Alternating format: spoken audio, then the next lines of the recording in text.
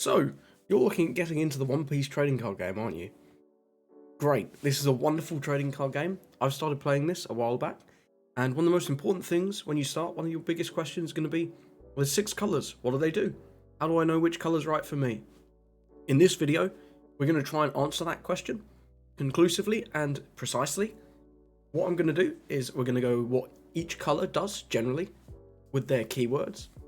We're going to have a look at the best current deck for each colour in the meta at the moment. This is being recorded in the OP08.5 meta, but should also be relevant for at least the OP09 meta. All these leaders I'm going to highlight today, ones that are also performing very well in Japan in the OP09 meta. We're going to cover some budget options for each deck, except one, but we'll go over that. And we're going to look at some meta-relevant outsiders that don't quite fit in with the colour distinctions that each colour has, but are relevant in the meta and you might like to try. Maybe not right as a first deck, but later down the line. So there's 2 reasons that getting into the One Piece trading card game right now is brilliant.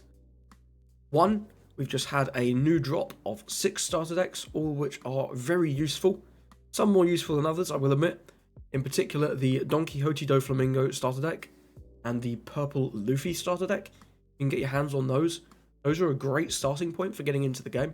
They have a ton of relevant cards for their decks respectively, and they're a very cost efficient way of getting a lot of the other cards you'd need for their decks. The second reason is at the end of this week, on Friday, we're getting PRB01 launch. So this is a massive reprint set. There's a whole bunch of SRs. This is going to cut the price of so many cards in the game. It's wonderful.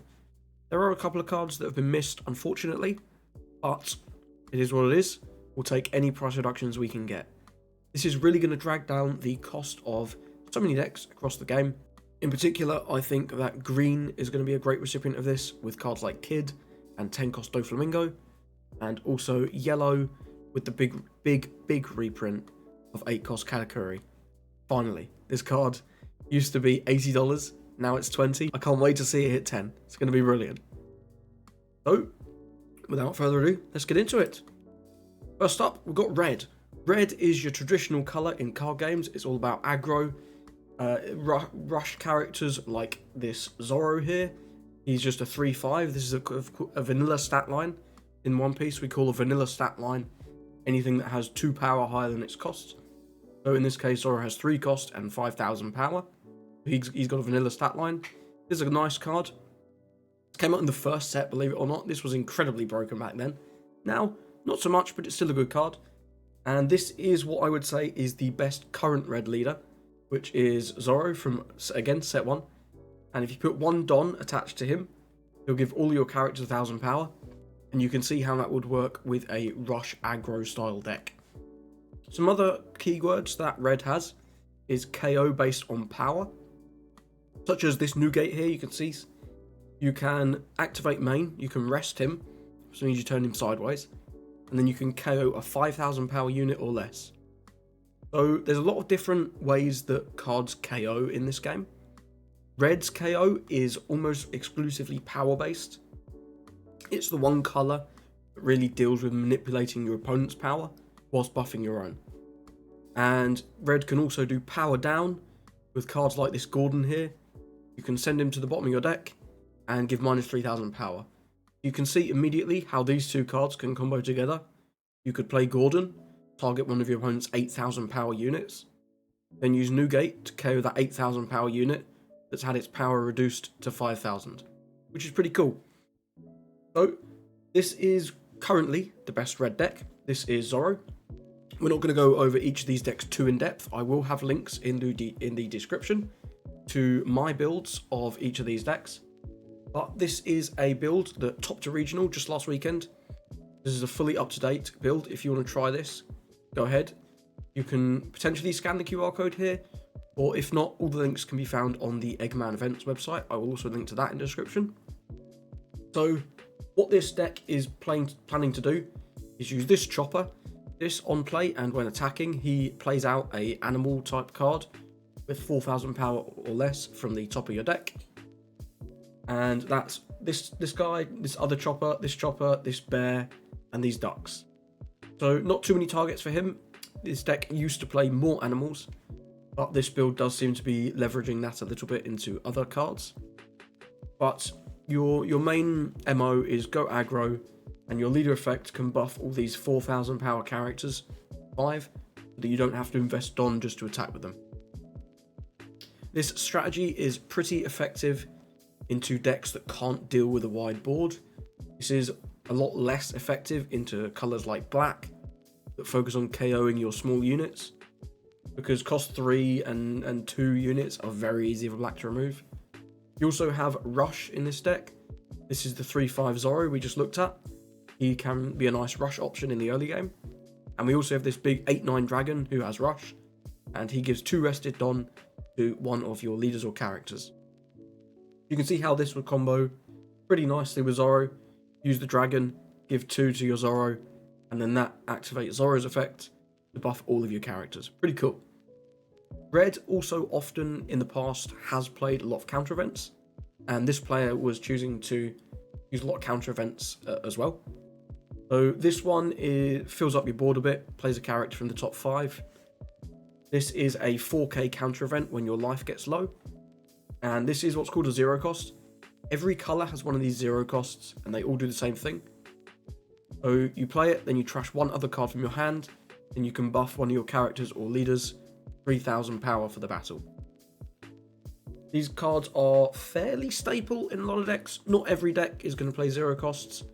Every deck can, and a lot of decks do. Red and yellow are probably the 2 that are very likely to. Purple as well. Blue, not so much. Green is fairly likely. But this deck also has 2 searches, which is really nice for its consistency. We should also talk about the cost of this deck. So generally, this is a very cheap deck. I believe this chopper is around $8 or $9. Dragon is around 2 or 3. And Marco is about $5 now, but his price will drop at the end of the week when the PRB set comes out. This chopper is also about $7 or $8, but he's dropping fast because Zoro is not so popular. If you did want to pick this up, I think you could get this deck comfortably for under $100, which is not bad. And that's Zoro, but I will say Zoro is not a top deck in the meta. It absolutely can top, as this player proved with their top performance at the regional. But if we're looking forward to set 9, there is a new red deck coming out in set 9 that you might like to look at. But if you can wait just 1 month, this is the new red deck in town. This is Shanks. His leader effect is more of a defensive option for red, which is pretty interesting. We've not seen a red control deck yet, really. And this is a great foray into that experience. So his effect is basically a free 1k every turn, which is pretty cool. And this is really playing more with control and power manipulation. You're going to remove cards from play. Cards like Ben Beckman, who trashes a 6k power unit. Rayleigh gets rid of he's a bit complicated. He gives minus 3,000 power to one thing, minus 2,000 power to another, and then removes a 3k power. So effectively, with just him, you can remove a 6k power unit and give minus 2 to something else, and that minus 2 will persist into your opponent's turn as well, which is pretty cool. Also have this big Shanks. This is a 10-12 on play. He just removes a 10,000 power unit, which is pretty much anything in the game. In terms of power reducers, we've got this Building Snake, which is the same card as the Gordon I showed you before. A functional reprint, just with a different tag. We have Otama, who's a 2k that gives minus 2,000 power on play. And we have Hongo, who you can rest to give minus 2,000 power.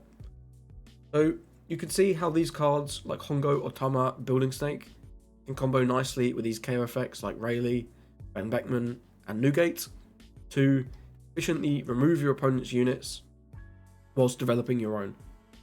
This almost plays like a black deck, but you also have even more defense with your leader effect, and you have some rush options like this Shanks, and some people choose to play the 3-cost Zoro we've talked about in this deck, which is pretty cool. I'm a massive fan of Shanks, I make no secret about that. This channel is swiftly becoming a Shanks stan channel, but if you can wait, I don't know how expensive this deck will be. I will say that Rayleigh is quite expensive already, but the rest of these cards I don't think will be too bad. This will probably be over $100, but I don't think it will be wildly over $100. This Shanks is already out. You can pick up these for $1 or $2. This Nugate is in the starter deck, so he's only about $4 or $5. So the only new cards that are likely to have value, this Shanks and this Ben Beckman, but they're both SRs. I think they'll probably be $2 to $3 once the prices settle. I reckon you could get this probably just over $100 if you were trying to build this on a budget. You could also cut down the Rayleighs a little bit if you can't afford those, because this is the vast majority of the price of this deck. Next up, green. So green, my pick for the best green leader is Bonney. I don't think that would be very controversial at all. So green's keywords that it likes to play around with are freeze and restand. So this Doflamingo is a classic example of freeze. You can choose 3 of your opponent's rested characters or leaders, and they don't become active during your opponent's next refresh phase. This is insane. If you can chain 2 or 3 of these back to back to back, it feels really bad to play against. It feels really bad. The weaknesses of this type of strategy is against something like a black deck. They can efficiently remove your Doflamingos. You're going to run out eventually, and when you do run out, it's going to be tough. It is going to be tough. In terms of restand, we have this Zoro. He's pretty simple. He's a big guy, and he can restand himself twice. You can attack 3 times with this guy for massive damage. That's pretty cool. He doesn't see as much play anymore, but last format, this guy saw a ton of play. And I anticipate he will again in the future. And restanding is not exclusive to characters. This Cavendish, when he comes out and when he attacks, restands 2 of your Don, giving you extra energy to play with each turn, which is pretty cool. For example, if you've got this on the board, you can play out this Doflamingo, attack with Cavendish, and then still have 1 Don left for your leader effect. And Bonney's leader effect, when your opponent attacks, rest one of your opponent's leaders or characters. So if you effectively get out of 1 attack every turn for free, which is incredible. Another keyword that green mostly has access to is to rest your opponent's characters. As we've just gone over with the Bonney leader, her leader effect rests one of your opponent's leaders or characters. And green is predominantly the colour that does things like this. There are other colours, like mainly purple, that can rest your opponent's characters, but it is a key mechanic within green. And this really leans into green's thing of being a really good late game deck. These big characters like Doflamingo, like Zoro, and some more we'll see on the next page, really give green a strong late game. But green's weaknesses can sometimes be into rush, but we're getting so many good mid-range cards that it's not so bad anymore. I think green's worst matchup is almost certainly black, because removing green's characters is pretty bad, as most of them rely on being on the board to get the most out of their effect.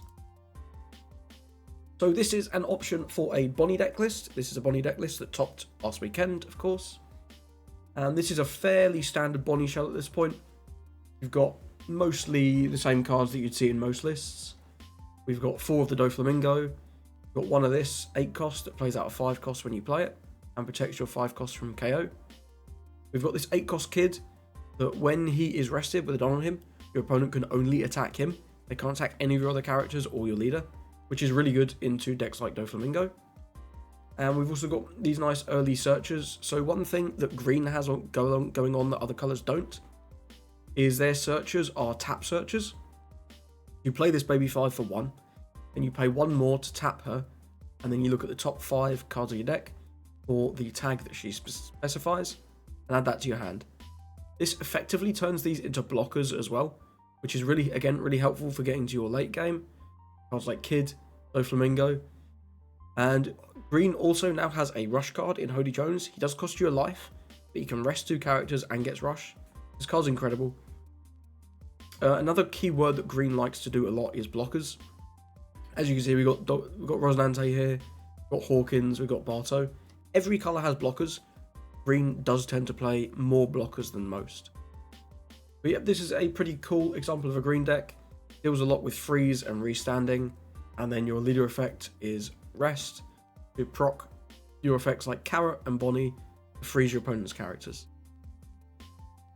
I will say this is one of the cheaper decks, I would say. This Cavendish is around $10 to $15 still, but the rest of this deck is very cheap. This one Rosinante, you can cut him. He's about $10, but you can cut him. He's not essential. Everything else is getting reprinted. Hody Jones getting reprinted. Basil Hawkins is like $1. Carrot's like $2. This Doflamingo and this Kid both have been expensive in the past, and they're both getting reprinted too. So I do think this is a pretty good budget list if you can get your hands on Cavendish and are willing to spend $10 to $15 each on him. Next up, Blue. Blue's keywords are stacking, bouncing, and bottom decking. This is Don Quixote Doflamingo. He has a Don X2, which means you need to have 2 Don on him. When attacking, you tap 1. You look at the top card of your deck. If it is a Warlord of the Sea type card, the cost of 4 or less, you can play him in Rested. This is my pick for the best blue leader in the format. This is also arguably the best leader in the format, and also the best leader in set 9 format. So if you want to get into the game and you don't want to build a new deck for a while, this is a really good one to start with. I don't think there's any new cards in set 9 that this guy gets. So once you've got him for the next couple of sets, which is pretty cool. And looking ahead at set 10, doesn't look like there's going to be much that nerfs this guy at all. So, how do you guarantee that the top card of your deck is a Warlord of the Sea? Well, you can stuff your deck just full of Warlords, which we do, but you can also use this Brona to stack. The sheet on play, you look at the top 5 and stack them. Brilliant. In other games, this is cheating. In One Piece, this is just blue. This helps you guarantee that you get a good target with your leader effect. Not only that you hit, but you hit something good, which is pretty cool, and lets you get a lot of value with the Doflamingo's leader effect. Bouncing, or returning characters to the hand. Great example of this is this new Trafalgar Law card that came out. He's a 4-cost Warlord, so you can summon him with leader effect, of course. And on play, you bounce one of your characters to your hand, and then you bounce a 4 or lower to the owner's hand. This can be used to bounce 2 of your own guys, if you like. But what you can do with this guy, which is pretty cool, is you bounce your Perona to your hand that you've played, and you can reuse her again later, and then you can bounce one of your opponent's 4-cost characters. You're getting crazy value.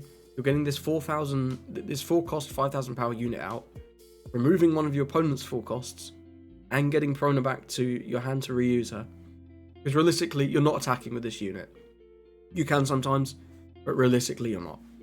So that lets you double dip on the Perona whilst removing one of your opponent's guys efficiently. It's really cool. The other thing that blue does that no other colour can do is bottom decking.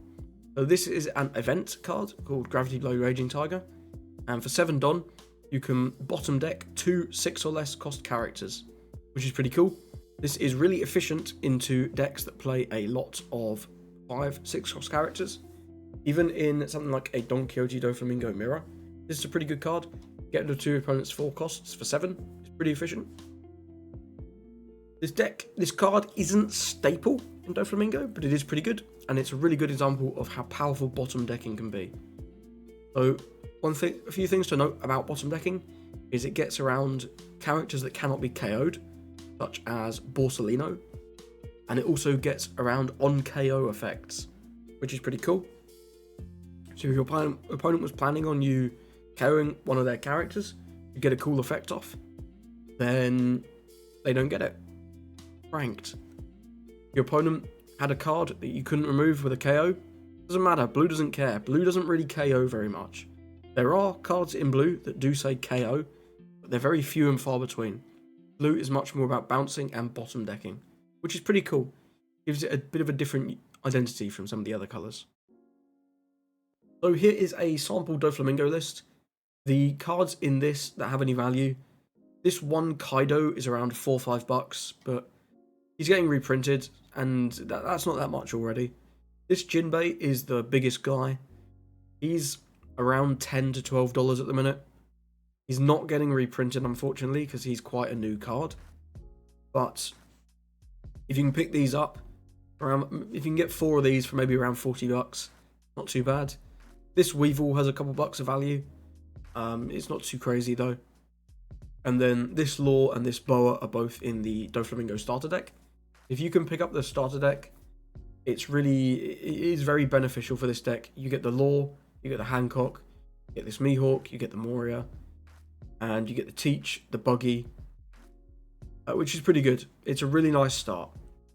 This one of Doflamingo is very cheap, and most of these other cards are pretty cheap. The Perona is worth a couple bucks, but you could definitely get a full deck of this for under $100, potentially even under 80 if you can find the starter decks at retail and get 4 Jinbeis for 40 bucks. You could probably get this under 80, but either way, this is a really nice budget option. This deck's not going in anywhere, and it will teach you a lot about the game, because the stacking, once you get the hang of it, it's not too hard, but it has a bit of a learning curve. You've got to plan a few turns ahead. That will really teach you how to approach the game efficiently. Next up, got Purple. So Purple's thing is Don. Don plus, Don minus, everything Don. So this is my pick for the best Purple leader right now, and definitely in 09. This is Monkey D. Luffy. He's a very simple guy. You can add the top card of your hand, and then you ramp a Don active. This helps you go fast. It helps you play out big characters early, before your opponent has a chance to answer them, which is very powerful. One of Purple's main characteristics is drawing cards. There's a lot of cards in Purple that draw cards. The one that I've picked is this Queen card. The 5/6, it's a blocker, and on play, you do Don -1, and then you draw 2 and trash 1. This is really nice, very efficient, gives you that hand filter, and replaces itself in hand. Really good card. Then we also have Ramp. This is Mr. 2. He's a 4-cost 1000 power unit, and on play, you ramp it on as active. Very simple, very clean, very efficient. You can, say you go first, you use Monkey D. Luffy's effect on your second turn, go from 3 Don to 4 Don, then you can play Mr. 2, go from 4 Don to 5 Don, and you're already a whole turn ahead of where you should be. That will let you play out your big characters a whole turn, or even 2 early sometimes, which is really powerful. Purple's other thing is copying other colours' effects at the cost of Don. So a lot of Purple cards will have a Don minus effect that gives a keyword associated with other colours. For example, this Kaido is a good example. On play, you can Don -5, which is a heavy cost, set you back to 5 Don or 4 Don, depending on what you're at when you play him. Then you KO a 6 cost, which is a black thing, and then you gain Rush, which is a red thing. So Purple really likes to borrow from other colours for its effects, but playing around with the Don manipulation is quite interesting. It creates interesting situations where you could play Kaido. If you lose all this Don, you might not be able to do something on your next turn. Like you wouldn't be able to play another Kaido, which creates some pretty interesting game states. This is an example budget Luffy list. The card on the last slide, this Bon Clay, this is the alt art. Even the regular art of this is like $50. So I've found a top performing deck that does not play Bon Clay. If you can pick up Bon Clays, it's a good card. That's all I'll say. But this is an example Luffy list that does not play Bon Clay. This centers around just playing efficient Purple cards to get a big board whilst drawing a whole bunch of cards to protect your life, because Luffy likes to take his own life, of course. And playing efficient cards outvalue your opponent. You got these are 2Ks. This guy, if your opponent's greedy with their hand, you can scam a couple cards. This is some draw. This recovers some Don. We've gone over Queen. Jinbei is just a big blocker. He's okay. Magellan is a really interesting card. This is the only card like this in the game. So on play, you do Don -1, and you force your opponent to do Don -1. And if your opponent KOs Magellan, they have to do Don -2. So this really slows your opponent down, and is a body that pretty much nothing other than blue can afford to remove. And blue doesn't play a ton of ways to remove this at the minute. Paulie is ramp and KO built in one. This is a 2K, but it's also a blocker, which is pretty cool. This Luffy Taro is cool. He helps you go wide in the mid game. And then you've got some boss monsters here, Kaido and Lin Lin. This is what you're aiming to get to, but this is much more of a mid-range Purple Luffy list, which is pretty cool. We've got a lot of these 5-cost units, as you can see. We've also got a couple 4s. This deck, I think, is pretty cheap. This Zoro, the Luffy, the Jinbei, and these 2Ks are all in the starter deck. This Kaido is less than $1. The Lin is maybe $1 or $2. Paulie is about $1. Kid is about $1. Magellan has shot up, but I think this price will fall. Magellan is around $10 to $12 at the minute. I don't really know why, but it's kind of interesting. Queen is pennies now because it's getting reprinted. And this Sanji is about $4 or $5, but this is a quality card. This is going to be staple in purple for a long time. So you wouldn't feel bad about picking up this Sanji. I think the one card that does have a little bit of value at the moment is this Magellan. But if you can find those for a good deal somewhere, you could definitely make this deck. You could definitely make this deck under $100 anyway. But if you can get these Magellans for cheap, you could probably get under $75. If you're able to get these Magellans for cheap and pick up a couple copies of the starter deck, to get the starter deck cards, this is a very cheap deck. This also forces very clean play, which for a new player could be pretty useful. Because if you go too crazy, you're gonna just die because of your leader effect forcing you to kill yourself. It's pretty interesting to play around with that, and going fast because you have to, because you're purple, you're ramping, but also not going too crazy. And that's why this list I think is choosing to play a lot of blockers. Got Jinbei, Queen, Kid, Law, and Sanji that are all blockers to give you that bit of defense in the late game. Black. This is a lot of people's boogeyman color. A lot of people don't like this color because it's all about KO. All about KO. And the way that black does KO is based on cost. The premier black leader right now is undoubtedly Rob Lucci. He's got a very simple effect. When you attack, you mill 2 cards of your deck and give something -1 cost. So black's biggest thing is cost-based KO. This is very efficient to help with that game plan. And you might think that trashing might be a downside, but one of black's other things is interacting with trash and resummoning cards from the trash. So this is 4 cost Rob Lucci. He's got a vanilla stat line, which we went over before, is brilliant. And on play, you can return 3 cards from your trash to the bottom of your deck, and if you do, you KO a 2 cost and a 1 cost. That seems pretty low, pretty weak. But of course, we have cost manipulation. This is Ice Age. This is one of the classic cost manipulation cards. There are also characters that do things like that, things like this. But this is a 1 Don card that activate main. You just give -5 cost to something. So with leader effect and Ice Age, you can immediately turn your Rob Lucci into killing a 6 and a 3 instead of a 2 and a 1. Which suddenly for 4 Don, that seems like ridiculous value, and it is. That's why black is one of the strongest colours in the game. It has been for a while, and it looks like it's going to continue to be in set 9. I do think in set 9, pretty much every colour is pretty well represented. I don't think there's one colour that stands out above the rest in set 9. But for the last couple of sets, black has probably been the strongest colour overall. You also have resummon effects. This Gecko Moria is probably the best card in the game. He's an 8/9, which is a great stat line, and on play you resummon a 4 cost and a 2 cost. From your trash, you play one of them and play the other rested. This is great. You can combo this with a whole bunch of cards we're going to see on the next page, but the value that you get with this is just wild, because you then get the on-play effects of the 4 cost and the 2 cost, which is great. In the past, people have called for this card to be banned. They haven't banned it. I don't think they're going to anymore. Set 9, this is still very strong, but it's not as crazy as it has been. We have started to see a little bit of power creep getting up to this guy's power level. But if we move on from there, this is an example Rob Lucci list. I will say, I don't think you can build black on a budget. Black is the one colour.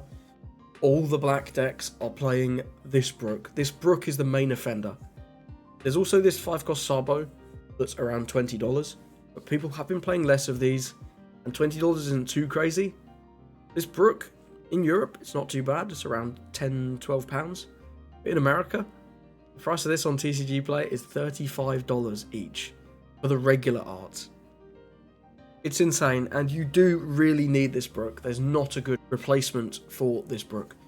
There's a 3 cost Kobe that has a similar effect, but it's so much worse that I don't think I could comfortably recommend you playing black without Brook. You also have a few other cards with a little bit of value. Borsalino is getting reprinted. He'll be very cheap.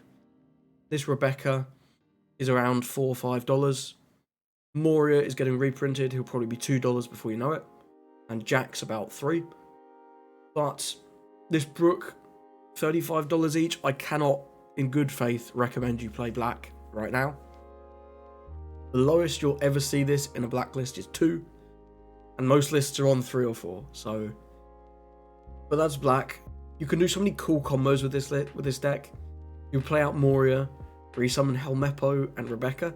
Helmeppo gives -3 cost, and Rebecca adds a 3 cost to your hand from trash, and then plays a 3 cost. You can play Spandine, and then Spandine returns 3 CP type cards from your deck, and then you play out a 4 cost CP unit from the trash as rested, and that lets you play out the Rob Lucci that we went over. You can play 5 characters at 8 Don, all from the trash, whilst killing 2 guys and establishing a blocker. This deck's ridiculous, but there's good competition for it now, and unfortunately, if you're a beginner, I would not recommend playing this, purely because of the cost of Brook, and you also do need to know a lot about the game before you start playing a deck like this, in my opinion. Yellow. Yellow is the last colour, and the things that yellow deals with is mostly life. So it has KO effects based on your life, such as this Gadatsu here. On play, you can KO one of your opponent's characters with the cost equal or less than their number of life cards. Very simple. This is a very efficient card. My pick for the best yellow leader is this Enel. You can see how this interacts exclusively with life. He's a 4 life mono yellow leader, which every other monocolor leader is 5 life, except for Whitebeard, but we're not going to get into that. And on your opponent's turn, once per turn, when your life hits 0, you can heal 1, and then you trash 1 card from your hand. So this at the bare minimum is a 5 life leader, but in reality, this ends up being more like a 7, 8, or 9 life leader, with how many extra lives you get from this leader effect, which is pretty cracked.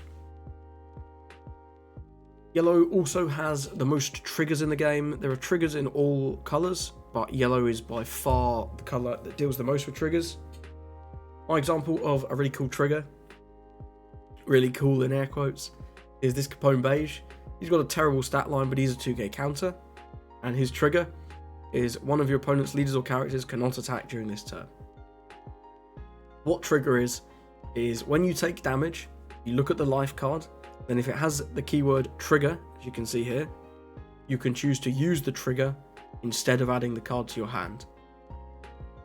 So if your opponent's going for game, they've got 1 more hit, this is your final life, Capone Beige, you see the word trigger, you flip this guy over, you point at your opponent's last character that can attack, and you say, haha, I win the game. This card's really tilting. People hate this card, but it's a yellow staple, because it can just win you the game when you had no business doing so. But that's how triggers work. There's triggers that do all kinds of things. There's triggers that KO, there's triggers that draw cards, there's triggers that give you bodies. There's all sorts of triggers in the game, but I thought Capone Beige was a funny one to talk about.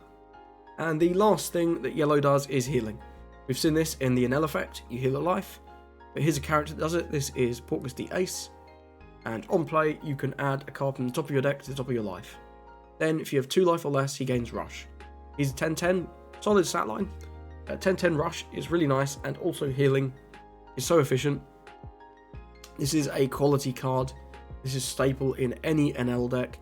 It's not staple in all yellow decks, as we'll get to, but this is a really good card. So this is a sample NL build. Unfortunately, this is another one that I can't really recommend to new players because of the cost. So this ace is around $15 to $20 each. You need 4 of them. This Katakuri is around $20 each. It will probably drop to around 10 once the reprint set comes out on Friday. But either way, you need 4 of these. You also need 4 of this Yamato.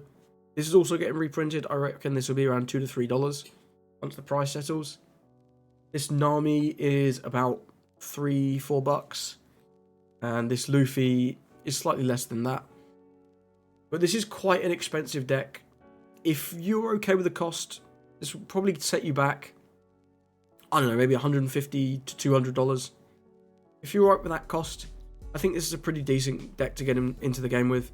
It's fairly simple, fairly straightforward, and you get to get funny triggers and win games that you had no right doing, which is always a good laugh. You can annoy your opponents. If you enjoy annoying your friends, this is a pretty cool one to play. We've got a lot of triggers. Frankie plays himself and draws a card. Beige, we've gone over him. This Onami KOs a 5 when you trigger it. This Nami does the same thing but with extra steps. This Luffy KOs a 4. This Reigo KOs a character with the same cost as the total life on the board. And this 0 cost just has an Enel effect. If you're at 0 life, you just gain a life for no reason. It's pretty annoying. Yellow, probably most people's most annoying color, because you can have game and just get funny triggers like this 0 cost and beige. But it's a pretty fun deck to play. You have a lot of healing, you have a lot of KO based on your life, and you have a lot of triggers. But if your budget is a bit small, can't afford to spend out on these aces and Katakuris, we have this Katakuri. This is the second best yellow deck in the format. I will say I do think it is a good bit worse than Enel, but this is still powerful. This still can top regionals, and this list didn't top a regional. This is the list that's performing best online, but it's still pretty good. You've got this 10 cost Big Mum, which is the main reason you play this. This trashes one of your opponent's life and heals one for you. So that's the third keyword that this deck deals with, is trashing life. So you have both of these Big Mums can trash life, and we're getting more effects in set 9 and 10. Also deal with trashing your opponent's life. This is really nice because you're not only dealing damage, but they're not getting that card to their hand, so they're losing a resource as well, which is very efficient. This deck is very focused around getting triggers. You have so many trigger bodies in this deck. You have Prospero, Brule, Frankie, Kikunojo, and Satori all play themselves with the trigger. You've got even more KO effects in the Onami, the Luffy, and the Nami. And this Flame Split can rest blockers in the late games to help you go for game. So this, I probably wouldn't recommend this deck too strongly, but if you do want to play yellow and you're on a bit of a budget, this is a better starting place than Enel, because you don't play any of these really expensive high cost characters. This Big Mum, or between $5 and $8, it's not too bad. This one is about the same, it's about $5, but it's in a starter deck, which you might be able to get a better deal on. We've gone over the Nami. None of these other cards have very much value. Perospero will be less than $1 once the reprint comes out. Yeah, that's Katakuri. He's a nice aggro deck. I didn't go over his leader effect. I guess we can. But if you have one Don attached, when you attack, you look at one of your life cards, you move it to either the top or the bottom. You also look at your opponent's life cards, and then he gets 1000 power. So for one Don, he swings for 7, and you can manipulate some of these funny triggers like Disappear or like Beige to be at the bottom of your deck to give your opponent a nice surprise when they get there, which is pretty cool. Next, I'm going to go over a couple of oddball leaders that are very relevant in the format, but don't strictly stick to their typical colours effects. So first up, we've got Nami. This isn't an alt win con leader. When your deck hits 0, normally in the game, you lose immediately. But instead, with Nami, you win. Her other leader effect isn't very relevant, but you can mill 1 if you deal damage with Don X1 attached. So as you can see, this deck composition looks very different to most decks. This plays almost exclusively events, and the only characters are characters with effects that on play you get to cycle through your deck. This deck doesn't attack. It's really weird. I wouldn't recommend it to new players at all, because you're not really playing One Piece. You're playing just kind of a different game at that point. A lot of people really hate this deck. People really don't like playing this deck, because I will admit it's kind of boring to play against. But it's quite a fun deck to play, I will say. It's not too bad to play. I would not recommend starting with this, because you need to get a feel of the game. It's also a really hard deck to play. You need to know pretty much everything that every deck is going to do, so that you can efficiently keep and use whichever events are correct in different situations, which is pretty interesting. As you can see, all these events are counter events, with the exception of these two. This card doesn't do anything. You simply play it for the trigger that says draw 2. And this is just a pot of greed. You just play it and draw 2. And the trigger is activate main. All these other events are counter events because your opponent's going to go wide. They're going to attack you with a lot of attacks of like 7 and 9. So you've got to have all these counter effects to get out of those attacks and protect your life. This deck is pretty strong at the minute. It's a little bit weaker than it was before. In the set 7 and 8 formats, this was really strong. In set 8.5, it's gotten a little weaker, but it can definitely still top. This deck, this list is from a top 16, I believe it was, at a regional this past weekend. So this deck's still good. I wouldn't recommend playing it, but I just wanted to go over it. This is an option if you're just you only like alt win con decks. This is really the only one we have at the minute. We also have BY Luffy, who is a very strong deck. This is another contender for the best deck in the game. This is the only multicolor leader that is truly top tier at the moment, which is a point I'm going to go over shortly. But what this deck likes to do is it likes to go down to 0 life and then use its leader effect to add mostly this Sabo to the top of its life, and then use Gecko Moria, which we've covered before, to resummon 2 of this small Sabo from trash. And then this Sabo, if there's a Sabo on top of your life, you can trash him, play out the Sabo from your life, and buff your leader by 2000 for your turn and your opponent's turn. So the loop this leader effectively does is it plays Moria, becomes a 9000 power leader, which is incredibly hard to attack into if you're not playing a ridiculous amount of boss monsters, whilst establishing 2 blockers, cannot be KO'd. But Sabo's effect is on play, you draw 2, trash 2, and none of your characters can be KO'd by effects during your opponent's next turn. Makes it really hard to interact with this deck. 9k is such a powerful stat line. It's kind of crazy. Like, if you're not playing 11, 12,000 power characters in your deck, really hard. Black hates seeing this. If you hate black decks, play Monkey D. Luffy, black yellow into them. They just can't deal with it. They can of course win. Any deck can win against any deck in this game, which is pretty cool. But this is it's incredibly favoured into black. The decks this struggles with is things like Bonney that can rest and freeze its characters. Are pretty annoying. And also some of the blue decks can sometimes be tricky. If they can bottom deck your Sabos with things like Gravity Blade Raging Tiger, it can make your game plan a bit trickier. Multicolored leaders. We also have multicolored leaders in this game. Typically, every leader, 5000 power, 5 life. Multicolored leaders, 5000 power, 4 life, because they can play from 2 different colour pools. So, the main problem with multicolored leaders at the moment is 4 life. 4 life is such a detriment. You're going to lose you're going to lose the game whole life earlier than every other deck in the game, which is really tricky when a lot of these games at the moment are either turbo aggro or late game, let's stall the game out forever and then I'll play my big guys. You can see how 5 life leaders would have a massive advantage.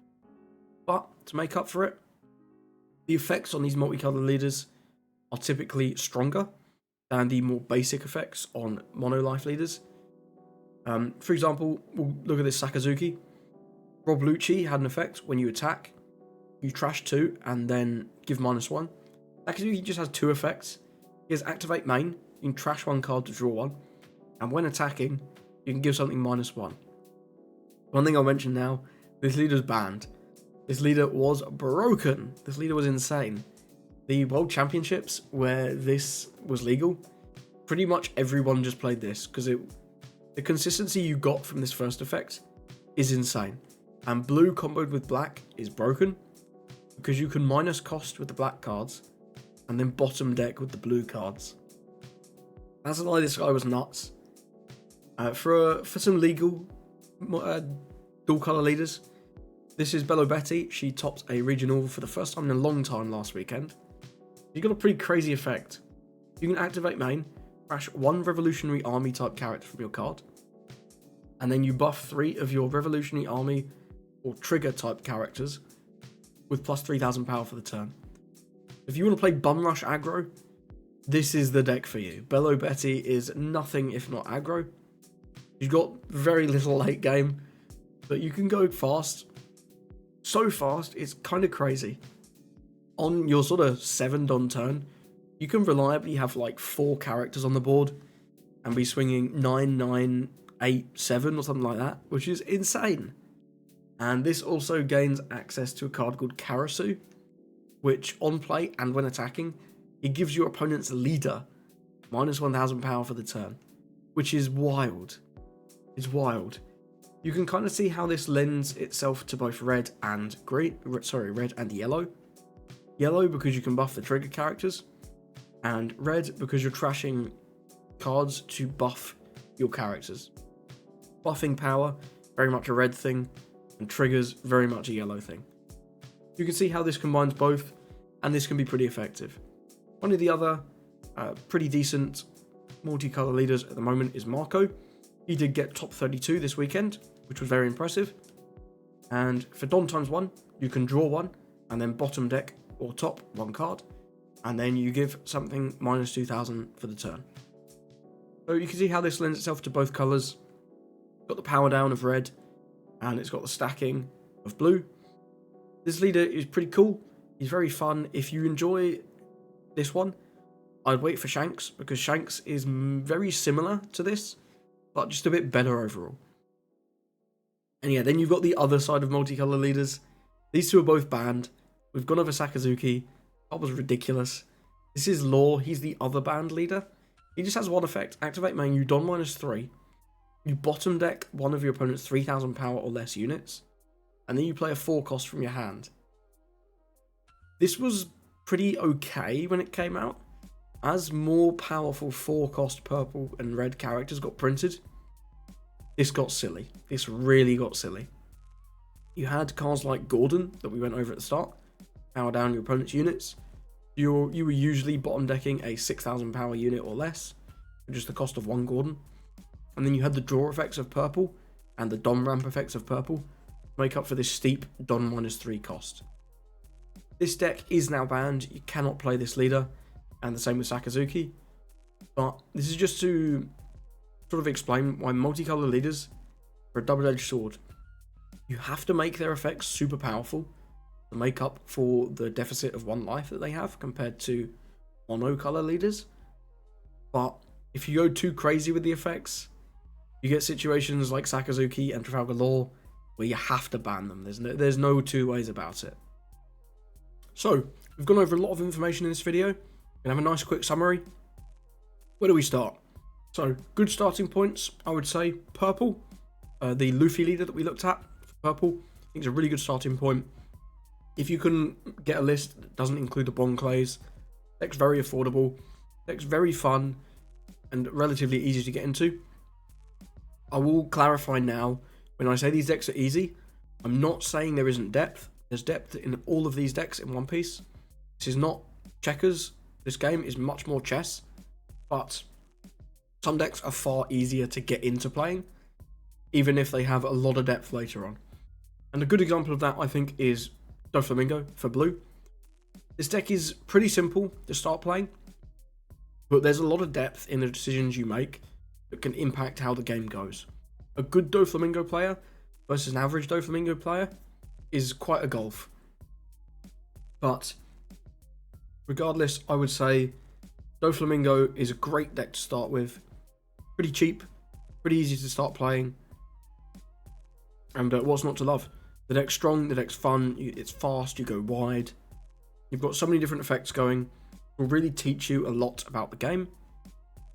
Red, I'd say is good if you can wait for Shanks. If you want to play Zoro, I think you're going to be wasting quite a lot of money. Zoro is not an expensive deck, but a lot of those cards, like the choppers, are not splashable in other decks, unfortunately. So you're very much better off waiting for Shanks. Shanks is a really good deck for 09. Looks to still be, I think it will likely be one of the top decks still for 010. I don't see this deck going anywhere. And it's also a fairly easy deck to get into. But also, again, it has a lot of depth. So purple, red, and blue, I would say, are at the moment the easier colours to start with. But okay starting points. You really like these playstyles, you could give them a go, but for one reason or another, which we'll get into now, I don't think they're as good as these ones. Yellow, I would recommend Enel if you can afford it, but if not, Katakuri is a decent play. Katakuri is a very simple deck to get into, and it's quite cheap, but it's not quite on the power level of these decks over here. Enel is on the power level of these decks over here, and is also a pretty simple deck to start playing, but the cost is a bit higher. So if you can afford Enel, you could put it up here in good. But Katakuri, very cheap, pretty fun, easy to get into, but not quite as powerful as these decks. Green is 100% as powerful as these decks, and it's pretty reasonably priced. But I will say I think green is a bit harder to play than these decks over here. You need to know a lot more about what your opponent's going to do, not just what you're going to do. Green at the moment is very much, especially with Bonney, very much around answering your opponent's plays, as opposed to making your own powerful plays a lot of the time. You can see that with the cards like the 10-cost Doflamingo that freeze your opponent's characters. You've got to freeze the right ones, you've got to know if your opponent can answer the Doflamingo easily. And the carrot, you've got to know when's the right time for me to drop carrot and freeze my opponent's unit. When's the right time for me to establish blockers here? Can they deal with my blockers? And so on. Green, if you want to play green, you absolutely can, but it might just take you a little bit longer to get used to the play patterns, and you'll have to learn what other decks do. But Bonney is absolutely a top deck. It's going to be a top deck in set 9, and if you're willing to put in the hours of Bonney, you'll get some good rewards out of it. What would I avoid? I would avoid Nami because you're not playing One Piece, you're playing Nami. There's no... I think you should at least try the normal game before you decide to play an alt wing con deck. But if your thing is alt wing con, I guess you can play Nami. BY Luffy is not too expensive, though Sabo does have a $20 price tag. But the thing that I would not recommend about this deck is it's really hard. Playing this deck, even at a basic level, is pretty complicated. And playing this deck at a top level, this is probably the hardest deck in the game to play perfectly. Either BY Luffy or Nami. Nami is also incredibly hard to play properly. So that's why I wouldn't recommend BY Luffy. Black, as kind of everything, it's quite hard. It's not as hard as these decks, but I'd say it's harder than all these other like normal colours. I'm talking about the Rob Lucci leader here. It's also expensive. We've gone over, the Brook is like $35. The Sabo's $20. And there's a few other cards here and there that have a few dollars. So, I mean, if you're willing to spend the money, you can erase that. But black, I would say, is hard and expensive, and I wouldn't recommend it. It is fun, but you need to know exactly what every deck in the game is going to do to play properly. You need to have that big baseline of knowledge, and the cost is pretty prohibitive, especially in the States with Brook at the moment. So thank you for watching. I hope this video has managed to help you decide which colour you want to play in the One Piece trading card game. We're always excited to have new players in this game. Almost everyone I've played against has always been very welcoming, very friendly. Definitely recommend getting into it, especially at a time like this, with the starter decks hot off the press and PRB reprints just around the corner. There's never been a better time to get into playing One Piece. If you have any questions about any of these decks, please drop me a comment. I will have links to videos for each of the leaders in the description. If you want to check out how the decks actually play, check those out. You can also download the One Piece TCG Sim. If you just Google One Piece TCG Sim, you can find instructions on how to install that. Then you can have a go with these decks.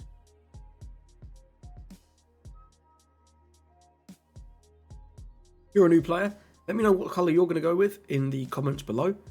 I personally started with green, and then moved on to Red Purple Law, which is the band leader we spoke about earlier. Currently, I'm playing a bit of everything. I'm playing a lot of black, playing a lot of purple. I find those really fun. But let me know what you're thinking, and thank you very much for watching.